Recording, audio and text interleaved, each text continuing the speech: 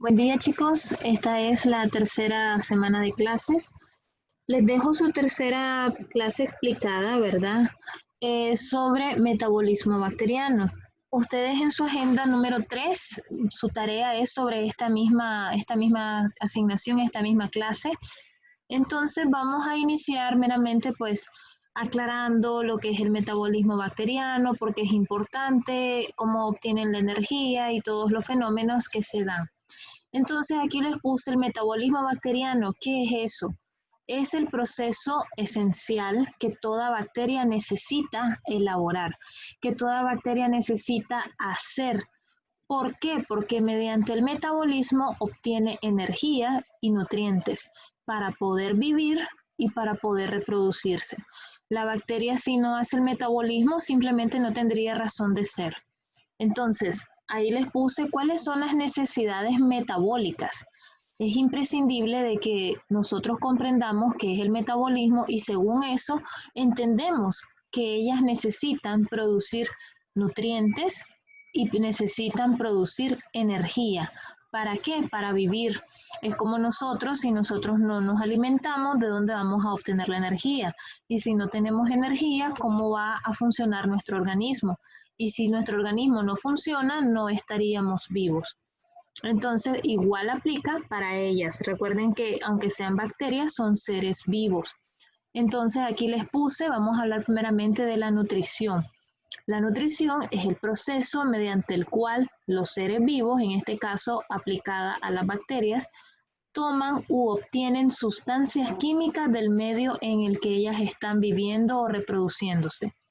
Entonces, por ejemplo, si nosotros decimos infecciones de piel, las bacterias que están haciendo las infecciones de piel, ellas se están nutriendo de las sustancias químicas que encuentran en esa piel de la persona.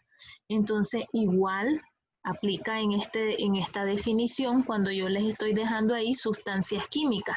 No les estoy especificando cuáles porque eso depende del medio o del sitio de hábitat de estas bacterias.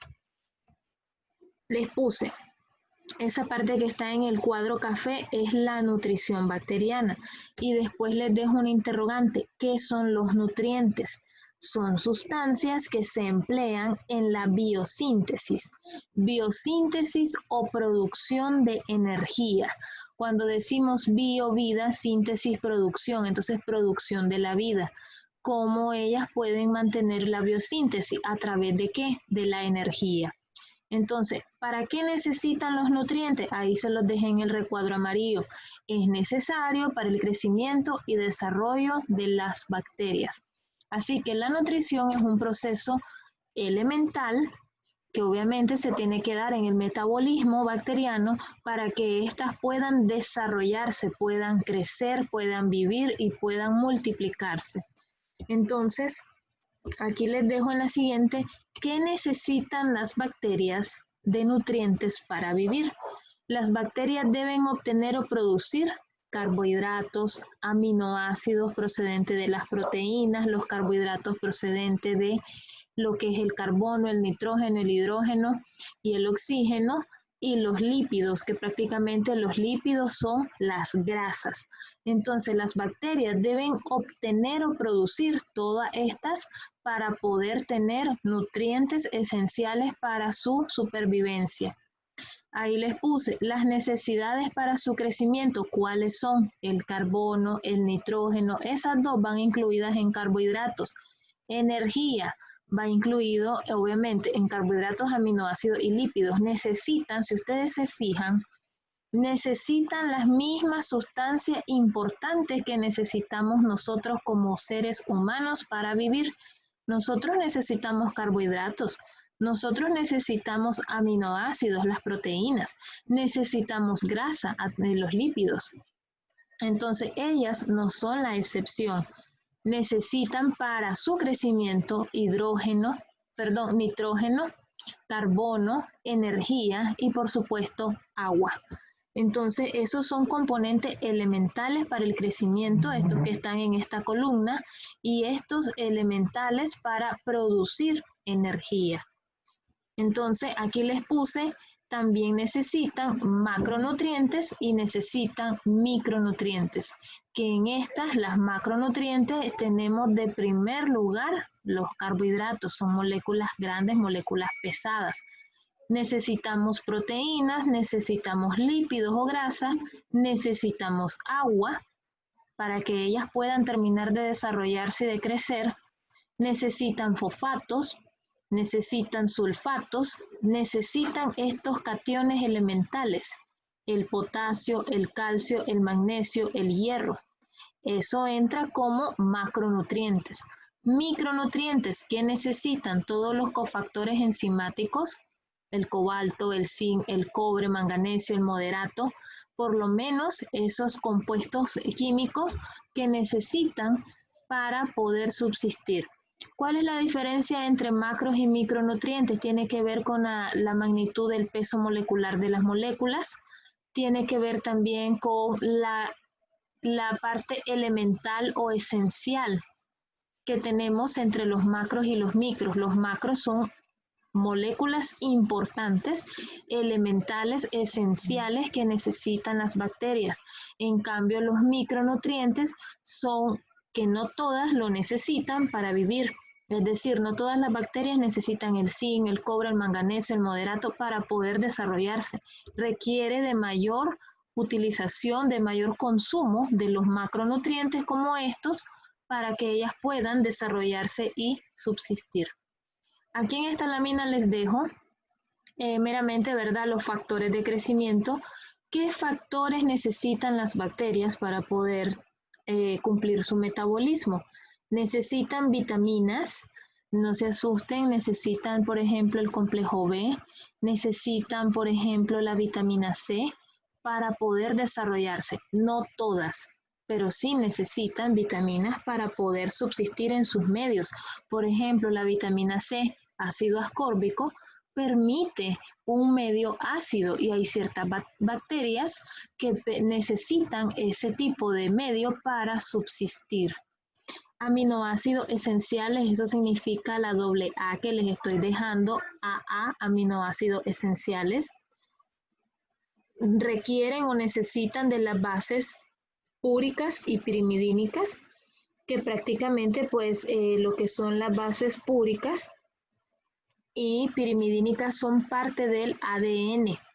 Entonces, cuando yo les pongo acá bases púricas y pirimidínicas, necesitan los elementos esenciales del ADN. ¿Cuáles son? Adenina, citosina, timina, guanina. Entonces requiere de estas sustancias para que termine de desarrollarse. Asimismo, requiere factores como el factor 10 y el factor 5. Por ejemplo, en el caso de las bacterias que trabajan con los factores de coagulación, que son estos, el 10 y el 5. Hay más, pero estos son los factores elementales para que ellos puedan crecer. Entonces también necesitan metabolitos esenciales como el piruvato y la acetilcoenzima A. Recuerden que en los micronutrientes que estaban en esta lámina tenemos los cofactores enzimáticos y dentro de los cofactores enzimáticos uno de los más esenciales es la acetilcoenzima A. Entonces, bioquímicamente, pues ellos necesitan ese tipo de elementos. Otro de los grandes importantes es el agua. ¿Será posible que todas las bacterias necesitan agua para vivir? Esa es una buena interrogante. Y claramente, pues el agua, muchachos, como nosotros siempre lo hemos conocido, el agua es elemental para todo ser vivo. Así que las bacterias no son indiferentes ante este elemento. Por eso aquí les puse, el agua es el principal compuesto del protoplasma bacteriano.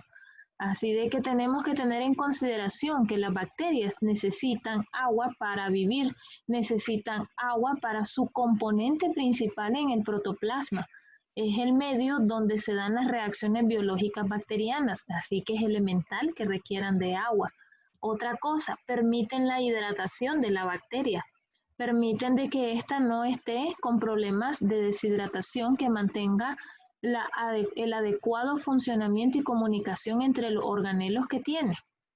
Y otra cosa importante, permiten la eliminación de las sustancias no necesarias para la bacteria. Es como por así comprender para nosotros la orina. La orina en su mayor composición es agua y a través de ella se eliminan los desechos que nuestro organismo no necesita.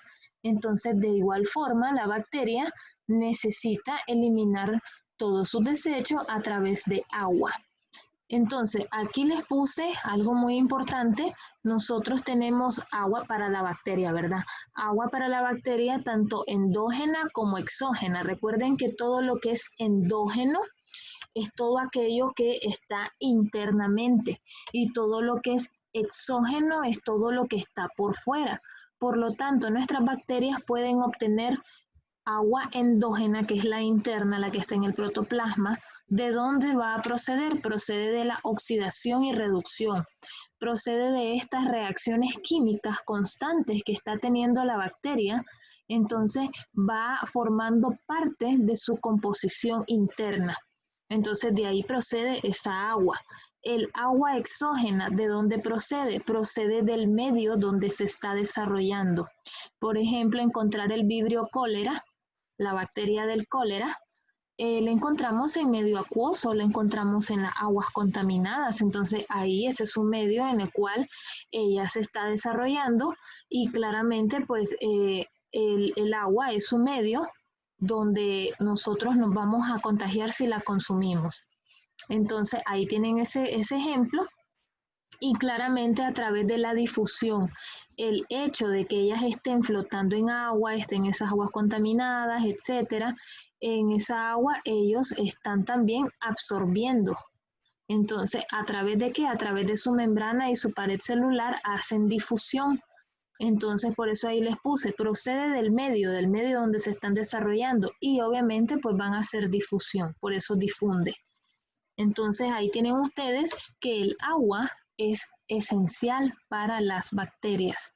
Los nutrientes bacterianos, por ejemplo, el CO2 o la anhidrasa carbónica, este tipo de compuestos, aquí tenemos que también lo encontramos de manera endógena y de manera exógena para las bacterias. Endógena, ¿de qué procede? Procede de las reacciones de descarboxilación, es decir, cuando ellos degradan al carbono y quedan solamente con el oxígeno. ¿Por qué degradan el carbono? Porque necesitan descarboxilarlo, desligarlo del oxígeno para poder utilizar el oxígeno en la respiración celular. Entonces, cuando se hace esa reacción de descarboxilación, están obteniendo directamente este compuesto. El carbono y el oxígeno, es cierto, de manera individual, pero de igual forma lo están consumiendo y lo están utilizando. Exógenamente, pues lo van a conseguir de dónde, en dependencia de su medio, lo obtienen de la atmósfera. Entonces necesitan CO2 para poder también desarrollarse. Es requerido, por eso ahí les puse en letras azules, es requerido para todas las bacterias. Así que por eso me interesó dejarles esta parte, porque este es un elemento, aparte del agua, otro de los más esenciales para las bacterias. Las autótrofas, que vamos a revisar qué es eso, lo utilizan como fuente de luz. Por ejemplo, a través de las plantas que permiten hacer la fotosíntesis y eso, esas bacterias permiten mayor uso del CO2 de tipo exógeno. Mientras que las heterótrofas, que también las vamos a revisar, tienen que ver con la manera en cómo sintetizan su alimentación, lo utilizan de manera vital para la energía que necesitan. Entonces ahí tienen ustedes, tanto autótrofas como heterótrofas necesitan el CO2 de tipo de elemento esencial. Otro de los nutrientes importantes es el fósforo, tanto el exógeno como el endógeno. Encontramos, y aquí les puse, el exógeno, ¿dónde lo obtienen? De la naturaleza de sus fosfatos. Recuerden que este es uno de los grandes elementos, me voy a retroceder en esta parte, cuando yo les decía aquí en los macronutrientes los fosfatos. Entonces los fosfatos son también macronutrientes que me permiten el desarrollo de la bacteria. Entonces lo encontramos como fósforo exógeno en la naturaleza. El fósforo endógeno lo utilizan ¿para qué? Para sintetizar ácidos. ¿Qué tipo de ácido sintetiza el fósforo bacteriano? ácidos nucleicos. Por ejemplo, secretar tanto bases púricas o bases pirimidínicas como la adenina, la timina, citosina, guanina, que son correspondientes al ADN. Asimismo, el fósforo endógeno me permite también sintetizar fosfolípidos, por eso de ahí viene su nombre, fosfolípidos, lípido asociado a fósforo, proteínas y coenzimas, así de que prácticamente el fósforo es otro elemento muy elemental en las bacterias. El potasio es un mineral esencial también que interviene en la activación de las enzimas. Miren eso qué importante. El potasio me permite la activación enzimática y la activación enzimática me va a llevar a procesos de oxidaciones, reducciones, descarboxilaciones, hidrólisis. Entonces, la activación enzimática es un paso elemental también que seguir en esta parte. Así que el potasio es el encargado de eso. Asimismo, elaboración de proteínas. Entonces, ahí también les puse, este mineral constituye los ácidos teicoicos. Recuerden que los ácidos teicoicos se encuentran en mayor cantidad en las bacterias gram positivas que corresponden a la gran pared que ellas tienen.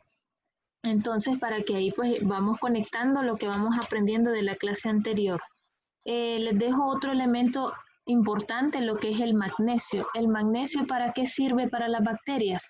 Estabiliza sus ribosomas, estabiliza sus membranas y estabiliza los ácidos nucleicos. Así que el magnesio me sirve como un estabilizador, me sirve como uno que me va a fijar los ribosomas que funcionen bien. Él se garantiza, él se asegura que todo eso esté trabajando bien.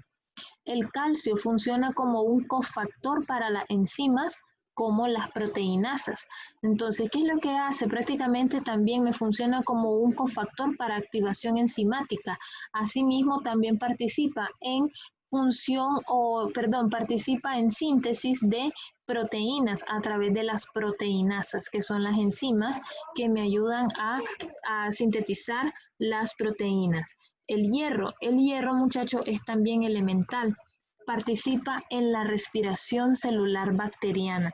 Así de que este me permite a mí que mi bacteria esté respirando, esté viva, esté consumiendo el oxígeno. Recuerden, eso ocurre hasta en nosotros mismos cuando nosotros ingresamos el oxígeno en nuestros pulmones y llega hasta nuestra sangre, es transportada por la ferritina. Obviamente también la hemoglobina, que es otra gran proteína que está más ligada al oxígeno. Y obviamente en este caso las bacterias no son la excepción, así de que el hierro participa a través de los sideróforos, así se llaman las proteínas que permiten la fijación del oxígeno, participa directamente con la parte del hierro. ¿Para qué? Para garantizar la respiración bacteriana y garantizar la síntesis de las ferroproteínas, que también son proteínas transportadoras directamente del hierro y de la oxigenación. Entonces vamos estudiando y vamos viendo que realmente las bacterias tienen un metabolismo bastante complejo, que tienen una excelente utilización de los minerales muy parecidos a los de nosotros, para que comprendamos que son organismos muy inteligentes, organismos que se parecen bastante a nosotros y que la verdad pues que cuesta a veces erradicarlos con los antibióticos, sobre todo cuando son resistentes, cuesta. Entonces, para que ustedes vayan aprendiendo esas diferencias, esas similitudes con nosotros. Macro y micronutrientes, aquí les dejo, ¿verdad? Los macronutrientes, las diferencias, los macros son aquellos que suministran la mayor parte de energía metabólica del organismo bacteriano. En cambio, los micronutrientes son aquellas sustancias que el organismo bacteriano necesita, pero en mínimas dosis. Por eso les decía, los micronutrientes no son tan esenciales como los macros. Todas necesitan carbohidratos, lípidos, aminoácidos, agua, calcio, fósforo, hierro, el CO2, pero no todas necesitan tener el resto de micronutrientes. Aquí les puse los macronutrientes se diferencian de los micronutrientes porque estos son elementales para la producción de energía. Es decir, si yo no consumo macronutrientes como bacteria, yo no voy a tener la energía suficiente para reproducirme y vivir. En cambio, los micronutrientes son indispensables, claro que sí, pero en mínima dosis y me van a permitir los diferentes procesos metabólicos y bioquímicos. Así que sí los necesitan, pero es por añadidura, como decimos a veces. Son más elementales y más sólidos lo que son los macronutrientes. Entonces ahí les dejo esa diferencia. Aquí les puse lo que es la nutrición, esta imagen no la descargué yo, y les puse acá los microorganismos meramente, ¿verdad? Para que comprendamos, pueden ser autótrofas y pueden ser heterótrofas. Entonces, en ese caso, en la nutrición, tanto autótrofas como heterótrofas realizan todas sus funciones en sus organismos. Claramente los autótrofos, son aquellos que fabrican su propio alimento, por ejemplo, las plantas. En cambio, los heterótrofos somos como nosotros, son aquellos que no tienen la capacidad o no tenemos la capacidad de fabricar nuestro propio alimento. Por ejemplo, nosotros los seres vivos, los animales, el ser humano. Entonces, en este caso, las bacterias pueden ser tanto autótrofas como heterótrofas. Ellas tienen algunas, ¿verdad?, la capacidad de producir sus propios alimentos y otras que necesitan consumir alimentos producidos por otros microorganismos, que en ese caso pues nos utilizarían a nosotros los humanos como sus huéspedes y que obviamente se pueden inclusive alimentar de nosotros. Entonces aquí también aparece en este organigrama la nutrición se realiza en las células, las plantas y los animales. En el caso de las plantas, mediante los organelos celulares, las plantas mediante la fotosíntesis, los animalitos mediante los órganos y los sistemas. ¿Mediante qué más necesito para poder cumplir con la nutrición? En el caso de los organelos celulares de la célula, mediante ósmosis, fagocitosis, pinocitosis, difusión, es decir, los transportes, tanto activos como pasivos. En las plantas, la fotosíntesis requiere de sus etapas, en la cual absorben los nutrientes, los conducen y fabrican el alimento. En el caso de los seres vivos, tienen que intervenir la ingestión, es decir, la manera en que lo ingresan a su organismo, la digestión, la absorción y por último la eliminación. Entonces, nosotros nosotros hacemos nutrición por células y hacemos nutrición como ser vivo, como organismo con sistemas y aparatos. Entonces, en el caso de las bacterias, ellas hacen obviamente el de organelos celulares, pero pueden a su vez también ser autótrofas y heterótrofas, así que ellas tienen mucha más fuerza que nosotros en ese sentido. Aquí les puse las bacterias heterótrofas, la mayoría, esto se los aclaro, la mayoría de las bacterias son heterótrofas. Tal vez entre un 80-85%, el resto son autótrofas. Entonces, las heterótrofas vienen a partir de sustancias fabricadas por otros seres vivos.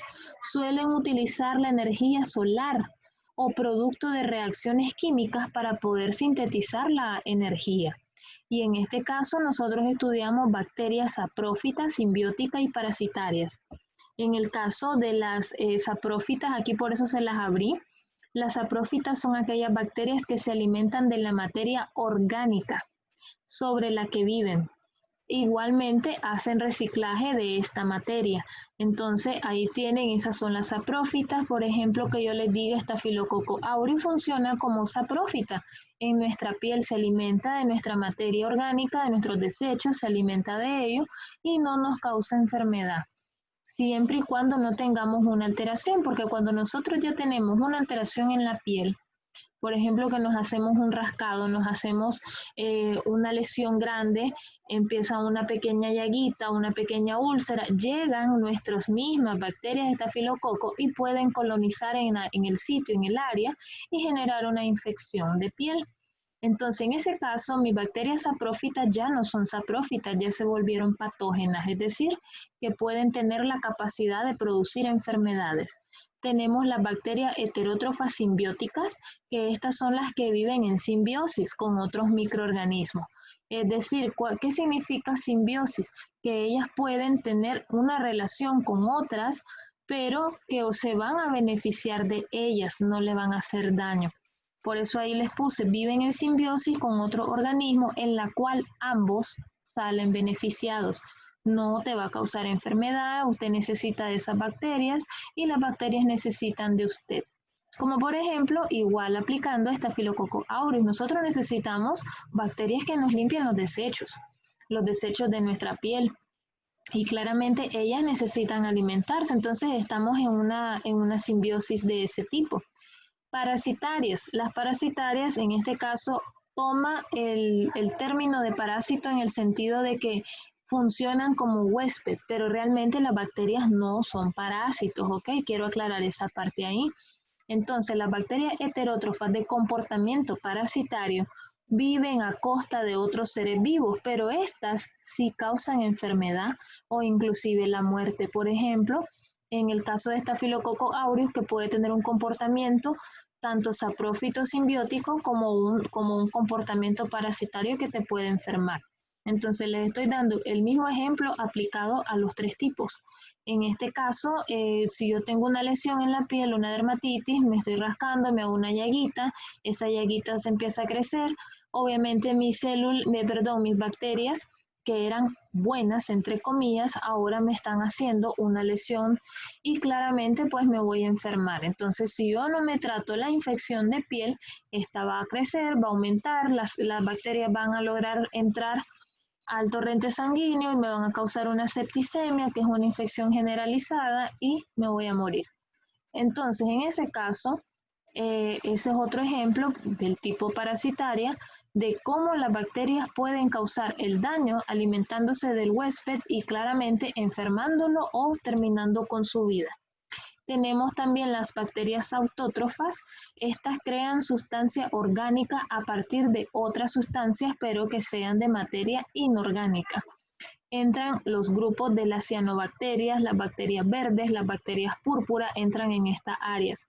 Estas pueden ser fotosintetizantes, como por ejemplo las que están en las plantas, que te ayudan a hacer la fotosíntesis, y las quimiosintetizantes, que necesitan utilizar sustancias químicas para sintetizar otras sustancias elementales. Entonces, en este cuadrito, en este organigrama, perdón, aquí ustedes tienen, esto no lo hice yo, lo descargué, me gustó porque está completo. Tenemos tanto las fuentes de carbono para autótrofos como heterótrofas, las cuales las autótrofas utilizan el carbono inorgánico. ¿Para qué? Para sintetizar otra sustancia. Estas, las heterótrofas, necesitan compuestos orgánicos, como por ejemplo la glucosa, para funcionar o trabajar. Observen acá que en este caso los fotótrofos y los quimiótrofos, que eran parte de las autótrofas, necesitan utilizar los foto viene de luz, fotótrofos utilizan la luz, los quimios necesitan reacciones químicas u otras sustancias químicas para cumplir con sus reacciones, para cumplir con su crecimiento. Los fotótrofos producen oxígeno y también hay otra parte en la que no producen oxígeno. Los que lo producen se conocen como oxigénicos y los que no producen como anoxigénicos. De los quimiótrofos, que son a partir de reacciones y sustancias químicas, tenemos de compuestos orgánicos y de compuestos inorgánicos. De los orgánicos tengo los organótrofos y de los compuestos inorgánicos tengo los quimiolitotrofos. Y prácticamente pues sus diferencias, esto no se lo voy a preguntar, pero claramente pues sus diferencias están plasmadas a la función principal. Es decir, autótrofos que pueden tener los fotótrofos y los quimiótrofos, acá así como se los puse acá, las fotosintetizantes y las quimiosintetizantes, que estas me van a ayudar a través de la energía a producir la luz y estas me ayudan a producir reacciones químicas, así como están acá. Entonces ahí tienen ustedes por lo menos esa parte que ustedes manejen de esa nutrición. Aquí les puse los factores de crecimiento. Los factores de crecimiento son aquellos que permiten el desarrollo de la bacteria. ¿Cuáles son los básicos o los más importantes? Los aminoácidos. Los aminoácidos, que son a través de las proteínas, permiten que sinteticen nuevas proteínas. Recuerden que los aminoácidos es la unidad más pequeña para sintetizar las proteínas. Las purinas y las pirimidínicas o pirimidinas, que las encontramos directamente en la cadena de ADN. Por eso ahí les puse, estas son esenciales porque permiten que sinteticen los ácidos nucleicos, permiten de que ellas creen material genético. Y tenemos las vitaminas, que permiten sus funciones enzimáticas, sobre todo las activaciones de las enzimas. ¿Para qué? Para que puedan hacer reacciones de oxidación, reducción, hidrolización, descarboxilación, etcétera. Entonces, son elementales estos factores para que las bacterias puedan desarrollarse. Y aquí les puse cómo captan los nutrientes. Esto es algo elemental. ¿Cómo hacen las bacterias para captar los nutrientes? Sencillo, lo hacen mediante el transporte activo o transportes pasivos. ¿Para qué? Para obtener la energía. Entonces recuerden que aquellos transportes activos son aquellos que me permiten a mí utilizar energía ATP para poder llevar a cabo ese tipo de transporte. Mientras que el transporte pasivo no requiere de hacer ningún gasto energético en la célula para que pueda darse. Entonces solamente les recuerdo en esta parte los transportes activos, como por ejemplo la famosa bomba sodio-potasio, que nos permite a nosotros utilizar la energía, el ATP, para poder hacer el cambio entre el sodio y el potasio, el sodio externamente por el sodio interno, y que hacemos el intercambio de 2 moléculas de sodio por una de potasio. Eso no se lo voy a preguntar, ustedes ya saben cómo funciona la bomba sodio-potasio. Solamente les estoy recordando que las células, en este caso la bacteria, hace lo mismo que hacemos nosotros con la bomba sodio-potasio, el mismo transporte.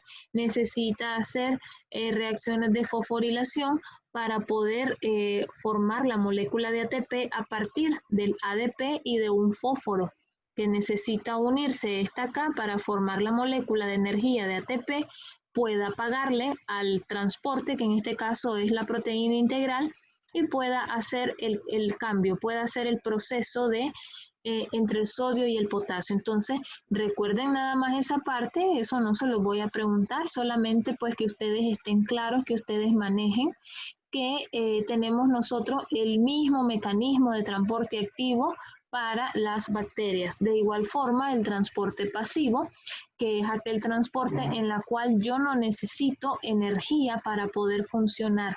Es decir, aquí las sustancias entran desde el medio de afuera, el medio externo, al medio interno, mediante difusión, puede ser mediante la ósmosis, es decir, que las moléculas simplemente van a entrar, van a difundir en las membranas, o simplemente también que utilicen, que también es pasivo, las proteínas integrales o los canales iónicos para poder dejar pasar las moléculas desde afuera hacia adentro de manera que no gaste energía.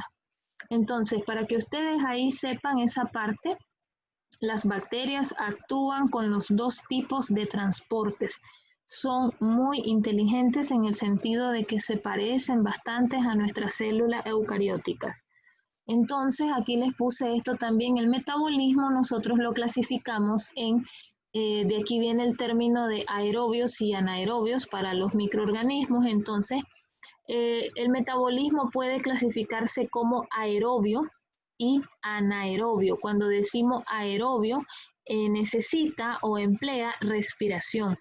Cuando decimos anaerobio, necesita o emplea fermentación. Esa es la diferencia entre uno y otro. Este requiere de oxígeno para poder funcionar, por eso se llama aerobio. Aero viene de aire y anaerobio viene sin oxígeno. Entonces, en este caso, este tipo de metabolismo que hacen estas bacterias, las bacterias anaerobias, hacen fermentación y no requieren de oxígeno para poder llevar a cabo su metabolismo, a diferencia de las bacterias anaeróbicas. Las bacterias anaeróbicas sí necesitan de oxígeno, como por ejemplo, las bacterias que causan las neumonías necesitan un medio donde hay rico oxígeno, como por ejemplo las vías respiratorias. Están en el hábitat correcto para que puedan desarrollarse. Entonces, por ejemplo, Haemophilus influenzae, los neumococos, son bacterias que les gusta el oxígeno. Entonces, son bacterias aeróbicas. En cambio, las bacterias anaeróbicas no requieren de oxigenación. ¿Dónde las podemos encontrar? Las podemos encontrar en el tracto digestivo, en los intestinos, en el colon, que obviamente pues ahí hay una poca cantidad, no es que no haya oxígeno, claro que sí, pero no se compara la cantidad de oxigenación que hay en el cerebro, que hay en los pulmones, que hay en el corazón, en relación a los intestinos. Entonces, ahí tienen ustedes esa diferencia y aquí también estudiamos los bacterias aeróbicas estrictas, bacterias anaeróbicos estrictos, anaeróbicos aerotolerantes y anaeróbicos facultativos. Dentro de los aerobios estrictos, ahí por eso les puse, requieren de oxígeno, estrictamente necesita oxígeno, porque si no tiene oxígeno, no prolifera. Por eso ahí lo corrigen, no prolifera en ausencia de oxígeno. Aquí en esta parte me le agregan la A, por favor. No proliferan en ausencia de oxígeno. Los anaerobios estrictos son aquellos que no necesitan oxigenación para vivir. Su energía, ¿de dónde la obtienen? La obtienen de la fermentación, como por ejemplo el Clostridium tetani, que es el que produce la enfermedad del tétano, es un anaerobio estricto, no necesita oxígeno para poder vivir o reproducirse. Tenemos los anaerobios aerotolerantes. Estos son aquellos que pueden crecer en ausencia o presencia de oxígeno, o sea que ellos toleran tanto el oxígeno como el medio donde no tienen oxígeno, son muy dañinos. Por ejemplo, ahí tienen las bacterias acidolácticas, que se utilizan bastante en industria alimenticia. Tenemos la energía, ¿verdad? ¿Dónde lo obtienen? Lo obtienen por fermentación. Recuerden que al ser el hecho de que sean anaeróbicos, ellos tienen un metabolismo de fermentación. Esto que no se les olvide, anaerobias necesitan o emplean la fermentación. Entonces, en este caso, estas aerotolerantes también obtienen la energía de la fermentación. Anaerobios facultativos, son bacterias que proliferan mediante procesos oxidativos. O sea que estas necesitan procesos de oxidación, de reducción para poder sobrevivir. Entonces necesitan procesos oxidativos. ¿Y de dónde obtienen la energía? Recuerden que son anaerobios. Mediante la fermentación obtienen la energía. Ejemplo, los estreptococos, ejemplo, Escherichia coli, que prácticamente, pues como les decía, lo encontramos en intestinos. Recuerden que son anaerobios. Entonces, ahí tienen ustedes esas diferencias para que las vayan comprendiendo. Les puse acá el proceso metabólico bacteriano, lo podemos organizar de esta manera. Necesitamos un ambiente extracelular, claramente, donde ellas puedan desarrollarse. Asimismo, una vez que ellas encuentran el ambiente, necesitan expresar sus enzimas específicas para la activación enzimática y puedan ejercer reacciones de hidrólisis, reacciones de descarboxilación, oxidación, reducción, etc. Necesitan utilizar ese tipo de reacciones en el caso de la hidrólisis. ¿Para qué? Para degradar los macro y los micronutrientes. ¿Para qué los va a degradar? Para consumirlo. ¿Y para qué los va a consumir? Para crecer, para desarrollarse y para vivir, para fortalecerse. Entonces, en ese caso, una vez que hacen la hidrólisis de macro y micronutrientes, se alimentan. ¿Cómo se van a alimentar? Recuerden que ellas pueden utilizar los transportes tanto activos como pasivos. ¿Para qué? Para llevar a cabo la sustancia hacia su citoplasma, hacia el interior de su compuesto, hacia su citoplasma, para poder ejercer las funciones. Entonces, para eso necesitan utilizar los famosos transportes que ya conocemos y obviamente al estar en su ambiente extracelular se van a multiplicar, van a tener más reproducción y claramente cada una de ellas va a hacer este ciclo de metabólico para poder subsistir. Aquí les dejo también los tipos de metabolismo. Esto sí lo pregunto también. ¿Qué es un anabolismo y qué es un catabolismo? El anabolismo es una biosíntesis. ¿Para qué va a ser biosíntesis? Para sintetizar macromoléculas. Recuerden que no se les olvide, como por ejemplo los esteroides anabólicos, decimos a veces, los esteroides anabólicos me permiten a mí hacer síntesis de nuevos tejidos. En el caso del catabolismo es lo contrario, el catabolismo es un metabolismo degradativo, es decir, que yo aquí voy a degradar, a descomponer. ¿Para qué voy a hacer un metabolismo degradativo? Para obtener energía para la biosíntesis. En este caso les explico, nosotros no podemos tener no podemos tener anabolismo sin catabolismo. Yo requiero hacer catabolismo, degradar las partículas más necesarias para poder después hacer el anabolismo y obtener esa biosíntesis, obtener esa síntesis a partir de la energía degradada por el catabolismo. Así que yo no puedo hacer anabolismo puro sin tener el catabolismo. Entonces, el catabolismo degrada para conseguir nuevas partículas de energía y el anabolismo lo que hace es absorberlos para poder sintetizar nuevas moléculas de energía. Entonces, uno depende del otro porque este produce y este degrada. Entonces, aquí les puse, en el caso de las bacterias, supongan, ¿verdad? Esto se lo hice yo, supongan de que esto es una bacteria, supongamos que tengamos la fuente de energía, entra en juego el catabolismo. Recuerden que la bacteria toma la energía y la tiene que degradar, la va a degradar para hacer biosíntesis. Entonces, la energía captada para el movimiento de transporte de nutrientes va a ser esencial para el desarrollo de esta bacteria. Entonces, entra en juego el catabolismo para degradarlo, ingresarlo, y luego el anabolismo, que una vez que ya tiene las partículas pequeñas acá de energía y todo, lo que hace es compactarla y hacer nueva síntesis, una biosíntesis. Biosíntesis es nueva producción de sustancias. Entonces, en este caso, ella me hace producción de nuevas sustancias y vuelve otra vez la cadena, porque ya sabemos que hizo el anabolismo, primeramente hizo catabolismo, lo degradó, el otro lo consumió y sintetizó.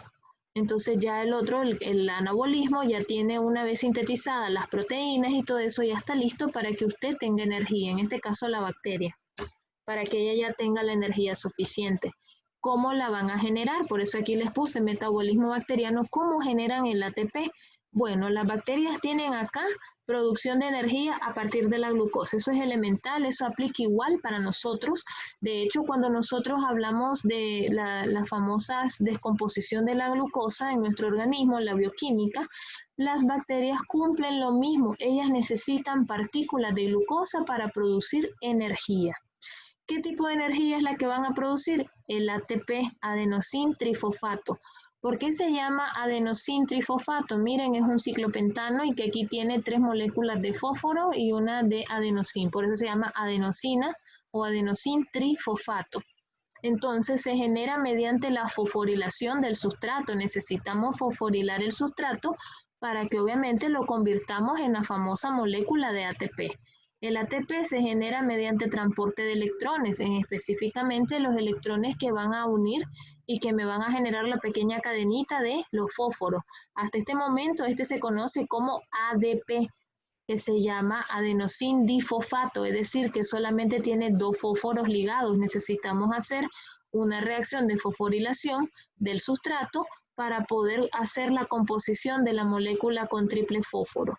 Entonces, ¿mediante qué reacciones? Mediante la oxidación biológica, de fermentación y de respiración según el tipo de bacteria. Recuerden que las que hacen respiración son las aerobias y las que hacen fermentación son las anaeróbicas.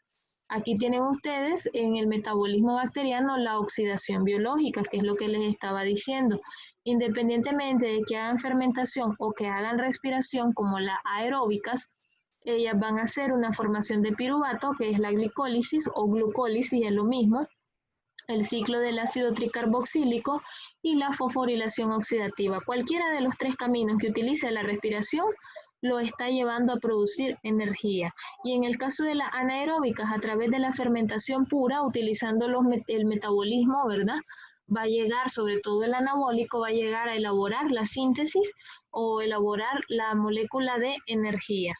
Entonces, Hasta ahí vamos a quedar en esta clase. Ya tienen completo meramente lo que es la parte de nutrición, cómo se nutren, los transportes activos, pasivos que utilizan, los tipos de metabolismo, los tipos de bacterias aerobias, anaeróbicas, las bacterias autótrofas, heterótrofas, los tipos de cada una de ellas para que ustedes los vayan repasando. Necesito que vayan revisando y escuchando estas clases. Y aquí les dejo una pequeña frase para ustedes para conseguir el éxito, ¿verdad? Usted tiene que, tu deseo de éxito tiene que ser mayor que tu miedo al fracaso. Entonces, todo esfuerzo siempre requiere una recompensa y aquí el esfuerzo de ustedes es el estudio que les va a conllevar el día de mañana coronar su carrera. Entonces, chicos, éxito siempre, ¿verdad? Ustedes pueden, son muy capaces y ya me voy despidiendo de ustedes. Nos seguimos viendo para el siguiente encuentro. Saludos a todos.